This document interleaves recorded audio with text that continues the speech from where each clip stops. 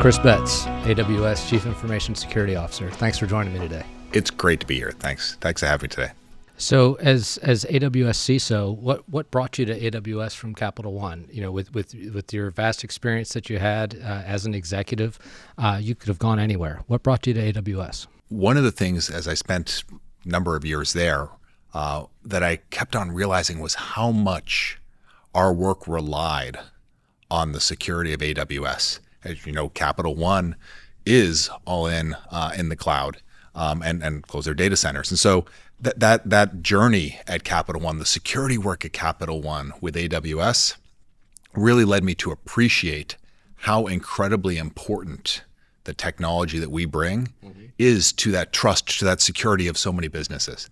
And so frankly, given the opportunity to move from relying and trusting AWS to be able to be part of that system that so many companies, so many people around the world trust to be secure, to do security well, man, that's just incredibly exciting. I appreciate the way you phrased that question. Hey, I could go anywhere. I think of it the other way around. This is one of those jobs that is the absolute pinnacle of a security career, the ability to be part of the security team at AWS. That's fantastic. So now that you've been here a while, what are some of your observations that may not have been as clear as a customer, and now, you know, since you're inside the wall and you're responsible for the security at this point, you know, what has changed for you? What have you learned as being an employee now? It's one thing to hear the conversations. You know, I've heard a number of times the story about how security is job zero, is the top priority at AWS. I've heard conversations about the weekly security meeting. It's one of my predecessors' most frequently, told stories, is about how every week the CEO of AWS sits down with all of the leaders in AWS and they talk through some of the major security things that we need to be focusing on, areas that we need to get better. It's one thing to hear about those.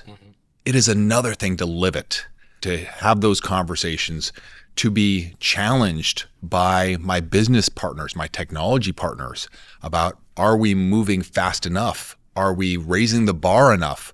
Are we staying ahead of the threats? Where are we going to see attackers?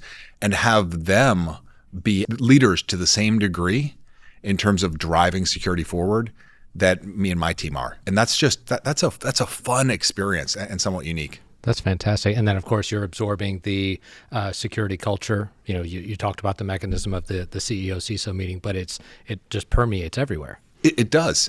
There's not I'm in security, so every conversation I have is going to be have that to some degree. But it's amazing just to be in meetings that are even not on security topics. You know, as a senior leader, one of the things I do appreciate about AWS is that they involve security in non-security specific meetings. And I get to be part of those conversations and to have other people ask about security, think about how do we do that better. Just like you said, that culture that is everywhere really, really matters. Exactly. So let's shift gears a little bit to sort of running a security program, right? What are some key indicators or measurements that you use to demonstrate the effectiveness of your security program? And this could be here at AWS or in past lives. It's a really good question. And often when I'm asked that question, people are expecting me to jump to metrics or measurements and those kinds of things. And there's certainly a slew of metrics and measurements that we can use to help describe what's going on in security. But one of the things that I think is truly a leading indicator is the degree to which the business and the technology organizations see security as an enabler of them achieving their programs, and the degree to which the security programs see their job as making the secure way the easy way for the business and for technology providers.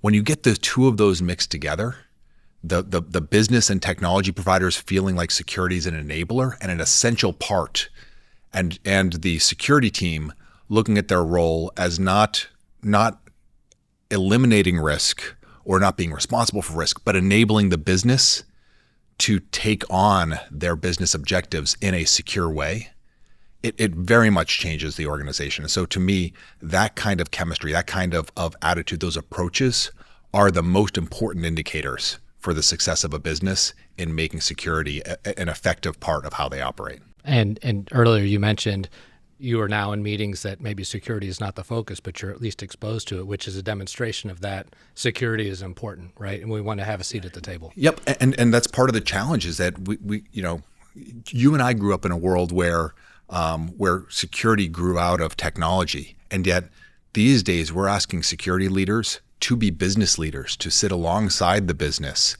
and to be part of those conversations, to understand what risk means to the business, what are all the risks to the business, and how they help make sure that people are secure and managing while also managing those other risks, while managing business success. And so I think that's something that's increasingly important for so many security leaders. And that's a great segue to my next question. A lot of customers in my conversations with them, and I imagine with you as well, they want to know how to most effectively report risk to the board, right, to the board of directors. Do you have any tips or guidance on how you do it or how you think about it when reporting cyber risk to the board? That is a great question. And honestly, I have never seen two companies who do it the same way. Okay. Part of that is because it's important to talk about risk within the context of the business. When you're talking to the board, it's incredibly important to understand who your board is, what kinds of leaders they are, where their expertise is. When I'm talking to a board here at AWS, I'm surrounded by board members who are incredibly deep in many aspects of technology, as well as other aspects of business. And so the conversations that I have are very different than when I'm at a board where I've got experts in a particular type of business, in retail or in something else. Those experts bring a different approach, a different knowledge. And one of the most important things, and this goes back to that conversation we just had about a CISO as a business leader, is to understand security within the context of the business. And reporting it that way. And reporting it that way in terms of how it affects the business. We do a lot of things as security leaders, but I tend to think about it in, I guess, 4 major buckets. It's our job with the business to establish the bar of what we think good looks like for our business. What is our risk tolerance? What do we want to achieve? It's my job, it's our job as security leaders to be a source of truth and transparency. Here's how we're performing today. And that's where you get to those metric conversations. We earn trust with customers, but you need to earn trust with your business. Need to earn trust with the business. Partners. Yeah. Which leads me to point 3, which is almost more important, is we can't just be that source of transparency. We can't just point at a problem. We as security leaders need to be a solution provider. Love it. That provides ways for the business to be effective and efficient at reducing that security risk. And so it's our job to provide those solutions, to think about how we do that. And then the 4th bucket is it's also our job to be a source of accountability, to hold ourselves in security, to be transparent to the board, to hold the business accountable for how we're meeting that bar that we set. And so we've got so many different roles, but the businesses that I think that are most successful in this space, the security leaders, are the ones that don't just stop at here's the goal to achieve and here's how close we are to it, but they focus on enabling the business to get there in really, really thoughtful ways. Chris, thank you so much for joining me today. It's been great. Thank you for having me.